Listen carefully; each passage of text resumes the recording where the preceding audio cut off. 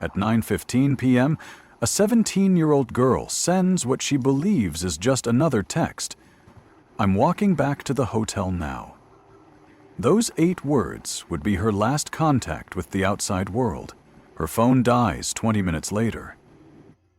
Her mother wouldn't learn the truth about what happened next for 13 excruciating years.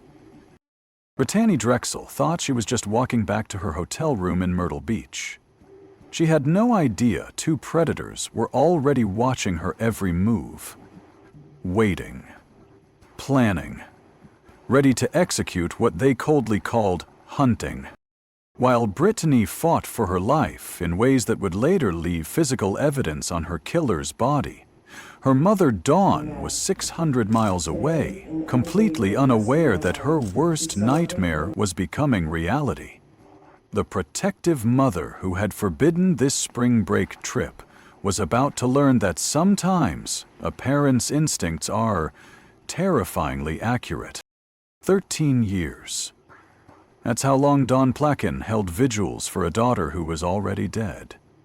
13 years of false hope, while conspiracy theories about human trafficking dominated headlines. 13 years of her daughter's killer walking free, blending into society, potentially hunting again. Then, in May 2022, everything shattered. A phone call from a guilty conscience would lead investigators to a shallow grave in the South Carolina woods. What they found wasn't just Brittanee's remains. It was evidence of a crime so methodical, so utterly heartless, that even the perpetrator would eventually call himself a monster. But who was Brittanee Drexel before she became a headline? Why did her mother fight so hard to keep her home? And what really happened during those final 20 minutes that changed everything? Before we continue this story, don't let the resolution of Brittanee Drexel's cold case fade into silence. Subscribe now to uncover the shocking truth behind how justice was finally served. Ignore this, and you'll be turning your back on the hard-fought justice. Subscribe now, unless you're okay with letting the truth go unnoticed. Brittanee Marie Drexel wasn't just another missing person statistic. She was the kind of daughter who still kissed her mother goodnight at 17. The high school junior from Gates Chili High School had calloused hands from soccer practice and dreams that stretched far beyond her small town in Chile, New York. She wanted to heal people as a nurse, or maybe transform them as a cosmetologist. Either way, she was determined to make a difference. To her younger siblings, Brittanee wasn't just their big sister. She was their second mother, the teenager who braided hair before school and made sure homework was finished. Dawn Plekin watched her eldest daughter navigate the delicate balance between being a kid herself and shouldering responsibilities that would make adults proud. When Brittanee's friends started planning that spring break trip to Myrtle Beach, Dawn's maternal radar went into overdrive. She didn't know these friends. No adults were supervising. Something felt wrong in her gut. That primal instinct that mothers develop when their children start testing boundaries. Every parent knows that feeling, the cold dread that whispers, "Not this time, not my child." Dawn said no. Firmly. Absolutely. Because every parent lives with the terrifying knowledge that one reckless decision, one moment of teenage defiance, could shatter their world forever. We tell ourselves our kids are smart, that they'll make good choices, that they'll call if something goes wrong. But 17-year-old Brittanee saw only freedom waiting in South Carolina. She saw beach parties and independence, and the kind of memories that define senior year. What she couldn't see was that her mother's protective instincts weren't paranoia. They were prophecy. On April 24, 2009, while Dawn thought her daughter was safe at home, Brittanee was already 600 miles away, walking into the most dangerous week of her young life. The vibrant teenager who had everything to live for was about to make one final walk that would end everything she'd ever dreamed of becoming. That final walk began innocently enough, Brittanee had spent the day soaking up freedom she'd never tasted before. No curfews, no mother checking her phone, no questions about where she was going or who she was with. When her friends at the Bar Harbor Hotel got boring, she decided to venture out alone. Just a quick visit to some acquaintances at the Blue Water Resort, a mile and a half down the beach. What she didn't notice as she strolled through Myrtle Beach that evening was the predatory eyes already tracking her movements. April 25, 2009, 8:45 p.m. Security cameras capture her entering Blue Water Resort, blonde hair flowing, completely oblivious to the calculated evil closing in around her. Her grandson, who was paying her superior by plates, was. After a brief visit, Brittanee steps back onto Ocean Boulevard around 9:00 p.m. The night air is warm, the streetlights casting familiar shadows. She feels safe enough to text her boyfriend back home. "I'm walking back to the hotel now." Her boyfriend responds immediately. She doesn't reply. He tries again. Nothing.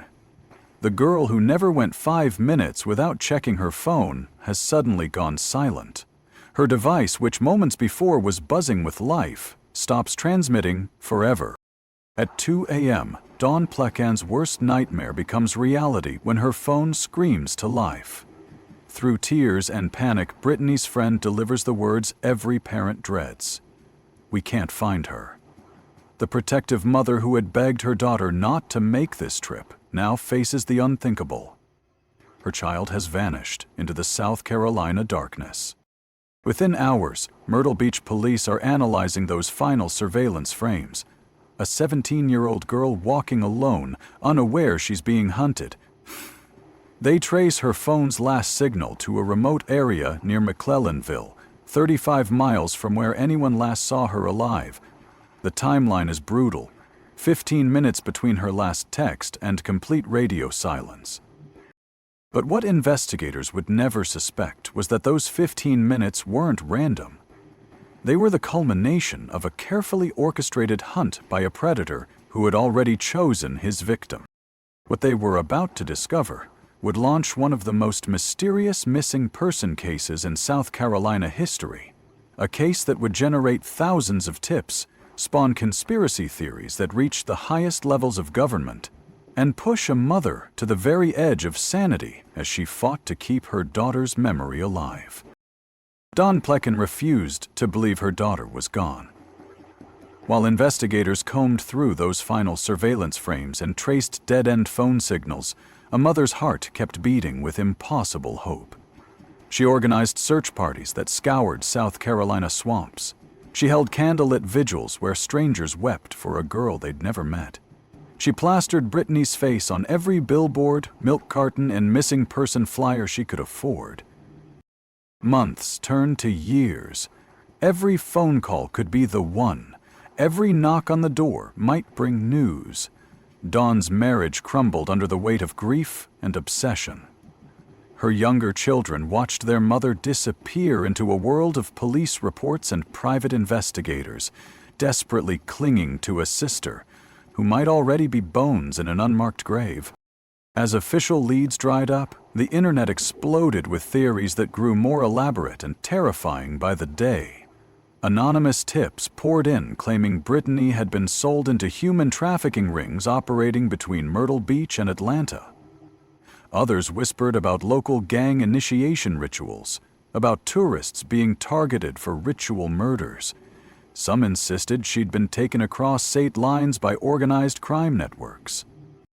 The darkest rumors centered on a local gang called the McClellanville 14, allegations of kidnapping, gang rape, and murder that sent shockwaves through law enforcement. FBI agents conducted raids. Suspects were interrogated. Families were torn apart by accusations. Yet every lead crumbled into dust, leaving investigators grasping at shadows, while Dawn's hope slowly bled away. By 2016, the case file had grown to thousands of pages, hundreds of tips, dozens of false confessions, multiple suspects who all seemed to vanish into legal technicalities. Dawn had aged a decade in 7 years, her face gaunt from sleepless nights spent wondering if her daughter had suffered, if she'd called out for her mother in those final moments. Then came the phone call that shattered what remained of Dawn's hope. FBI agents, voices heavy with finality, delivered words that made it official. "We're treating this as a homicide investigation." After 7 years of maybes and possibilities, law enforcement was finally admitting what Dawn's heart had always known. Her daughter was never coming home. But what none of them realized was that the real killer had been watching every news report, reading every article, laughing at how close investigators had come to the truth without ever seeing the monster hiding in plain sight. 3 more years would pass before a single phone call would finally crack this case wide open and reveal that the truth was more horrifying than any conspiracy theory the internet had ever imagined. By 2019, Dawn Plecken had spent 10 years drowning in conspiracy theories and false hope. Her daughter's case file had become a graveyard of dead leads. But while Dawn grieved, technology was quietly evolving in ways that would finally expose the monster who thought he'd committed the perfect crime. Cell tower analysis had advanced beyond what investigators could have dreamed of in 2009. New software could now track phone movements with surgical precision, analyzing not just where a device had been, but how fast it was traveling. When FBI analysts fed Brittanee's phone data through these advanced systems, they discovered something that made their blood run cold. Brittanee's phone hadn't just stopped working at 9:15 p.m. It had stopped moving like a person walking and started moving like someone trapped in a vehicle. The data showed her device traveling at highway speeds away from Myrtle Beach, heading toward the remote marshlands where her signal eventually died. She hadn't simply vanished, she had been taken. The evidence pointed investigators toward Georgetown County, where a name kept surfacing in connection with other violent crimes: Raymond Douglas Moody. A 62-year-old registered sex offender with a history that made seasoned detectives nauseous. Prison records showed 21 years served for the brutal rape and beating of a young girl in California. But Moody hadn't been working alone. Angel Cooper Vause had been Moody's girlfriend for years, and investigators suspected she knew far more than she'd admitted during initial questioning back in 2009. For over a decade, she had kept her mouth shut, while Dawn Plecken suffered through 13 years of hell. Then, in early 2022, Angel's guilt finally consumed her. The weight of watching an innocent family destroy themselves while she harbored the truth became unbearable. Her tip to authorities would finally shatter 13 years of silence and expose a crime so calculated, so utterly heartless, that even hardened investigators would struggle to sleep. May 4th, 2022. Raymond Moody is arrested on obstruction of justice charges. Within days, the pressure breaks him completely. On May 11th, he leads authorities to a shallow grave in Georgetown County woods, the unmarked tomb where Brittanee Drexel had been rotting for 13 years. But the location of her remains was just the beginning of Moody's confession. What he revealed about her final hours would prove that sometimes the truth is more savage than any parent should ever have to hear. The monster who had haunted South Carolina for over a decade was finally ready to describe exactly how he had hunted, captured, and destroyed an innocent 17-year-old girl. Raymond Douglas Moody didn't look like the monster parents warned their children about. At 62, he appeared to be just another aging man living quietly in Georgetown County, the kind of neighbor who might wave from his porch or complain about property taxes at town meetings.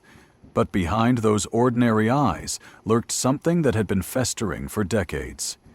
In 1983, Moody had brutally raped and beaten a young girl in California, a crime so vicious it earned him 21 years in prison. Most people assumed those 2 decades behind bars had either rehabilitated him or broken his spirit. They were catastrophically wrong. Prison had simply taught him to be more careful, more calculating, more patient in his hunting. When Moody was released, he found the perfect accomplice in Angel Cooper Vause. She wasn't just his girlfriend. She was his hunting partner, his lure, his insurance policy against suspicion.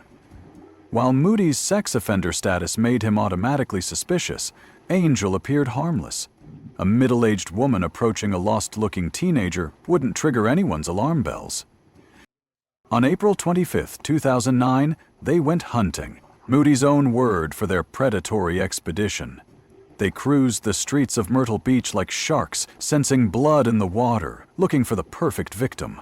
When they spotted Brittanee walking alone, Angel played her role to perfection. She approached the teenager, pretending to be a confused tourist who needed directions, offering a ride back to her hotel. Cases like Brittanee's only get solved when we refuse to let them fade into silence. Hit that like button and subscribe. Because keeping these stories alive is the only way we honor victims and warn future targets about the monsters living among us. What Moody confessed to investigators would haunt them for years. He admitted to taking Brittanee to a remote campsite in Georgetown County. After Angel left, believing her part was done, Moody revealed his true nature. He raped the terrified teenager, then strangled her with a nylon rope when she fought back too hard. But even that wasn't enough. He stabbed her with an ice pick to ensure she was dead. Moody's motive was purely selfish. He killed Brittanee because he was afraid of returning to prison. A 17-year-old girl died because a monster prioritized his own freedom over her right to exist. He buried her alone in those dark woods, then returned to his normal life, watching the news coverage, reading about Dawn's desperate searches, laughing at how close investigators came without ever suspecting him. But Moody's confession revealed something even more disturbing. Angel Vause had been lying to investigators for 13 years, and her betrayal ran deeper than anyone imagined. The full extent of Angel's deception would soon be exposed, showing how two monsters had orchestrated not just a murder, but 13 years of psychological torture for a grieving family. For 13 years, Dawn Plekin had imagined this moment, facing her daughter's killer in a courtroom, finally getting answers to the questions that had consumed her soul. But nothing could have prepared her for the sight of Raymond Moody shuffling into that Georgetown County courthouse in October 2022, looking frail and pathetic. Nothing like the monster who had destroyed her world. Moody avoided trial by pleading guilty to kidnapping, criminal sexual conduct, and first-degree murder. Standing before the judge, this predator who had spent over a decade hiding behind lies finally spoke the truth. "I am a monster." But even in his confession, there was calculation. He knew a guilty plea would spare him the death penalty, ensuring he'd live out his days in the very prison system he'd killed to avoid returning to. When Dawn Plekin stepped up to deliver her victim impact statement, the courtroom fell silent. 13 years of rage, grief, and sleepless nights poured out in words that cut through the air like broken glass. She looked directly at Moody and delivered a curse that chilled everyone present. "I hope you suffer in prison for the rest of your miserable life." This wasn't just a mother speaking. It was the voice of every parent's worst nightmare given form. Through her tears, Dawn revealed something that gave her twisted comfort. Brittanee had fought back. The physical evidence on Moody's body showed that her daughter had clawed at her attacker, leaving scratches on his face and neck that marked him as the monster he was. Even in her final moments, 17-year-old Brittanee Drexel had refused to die quietly. Dawn described her daughter not as a victim, but as the vibrant teenager she'd always been, a soccer star, a protective big sister, a girl with dreams that extended far beyond the shallow grave where Moody had tried to bury them forever. Brittanee had been like a mother to her younger siblings, and now those children would grow up knowing their sister had died a fighter. Moody received life in prison without parole. But the family's fight wasn't over. In a civil trial, a jury awarded Dawn's family $700 million, 0 cents in damages. A sum that would never bring Brittanee back, but sent a clear message that some crimes destroy more than just the victim. But even with Moody behind bars and Angel Vause serving 18 years for her lies, Dawn's battle was far from finished. What this family had learned through 13 years of hell would become their mission to save other children from the monsters still hunting in the shadows. Dawn Plekhan's 13-year nightmare taught her something every parent needs to understand. When your gut screams danger, listen. Her instincts about that spring break trip weren't paranoia. They were a mother's radar, detecting a threat her conscious mind couldn't identify. She had sensed something wrong about friends she didn't know, about a trip with no adult supervision, about her daughter venturing into an environment where predators hunt freely. Brittanee's case exposed how easily monsters blend into everyday life. Raymond Moody wasn't lurking in dark alleys. He was living as someone's neighbor, shopping at local stores, attending community events. Angel Vause appeared to be a harmless middle-aged woman, the kind of person parents would trust to help their lost teenager. Evil doesn't announce itself with warning signs and obvious red flags. It wears the mask of ordinary people doing ordinary things. Instead of letting grief destroy what remained of her family, Dawn transformed her suffering into a weapon against predators everywhere. She became an advocate for missing children, sharing Brittanee's story not to gain sympathy, but to arm other parents with knowledge that might save their children. Her message is simple but powerful. Trust your instinct, know your children's friends, and never assume safety just because a place seems familiar. Every parent watching this needs to ask themselves uncomfortable questions. Do you know where your teenager is right now? Do you know their friends' full names, their parents, their backgrounds? Are you willing to be the mean parent who says no to trips that feel wrong, even if it means arguments and slammed doors? Brittanee's legacy isn't about fear. It's about the fierce love that makes parents fight impossible battles for 13 years. It's about refusing to let evil win, even when justice seems impossible. Dawn's story proves that sometimes a mother's love is the only thing standing between predators and their next victim. But her fight to keep Brittanee's memory alive carries a message that extends far beyond one family's tragedy. Brittanee Marie Drexel should be 31 years old today. She should have graduated from nursing school or opened her own salon. She should have been planning weddings, raising children, making her mother proud in all the ways Dawn had dreamed about during those sleepless nights. Instead, she became a name on a headstone because two monsters decided her life was worth less than their freedom. After 13 years of conspiracy theories and dead ends, the truth was simpler and more horrifying than anyone imagined. A predator and his accomplice went hunting. They found a target, they destroyed a family, and for over a decade they walked free, while a mother's heart broke a little more each day. But Brittanee's story didn't end in that shallow grave. It lives on in every parent who trusts their instincts, every teenager who thinks twice about walking alone, every community that refuses to let predators hide in plain sight. Her legacy is the vigilance that saves the next victim. Share this video. Let Brittanee's story reach other parents who need to hear it. Subscribe for more cases that demand justice and remembrance. And tell me in the comments, what will you do differently after hearing her story? Because the only way we honor victims like Brittanee is by making sure their deaths weren't in vain. Some stories end with justice. Others end with lessons. Brittanee's story ends with both, and a mother's love that refused to let evil have the final word.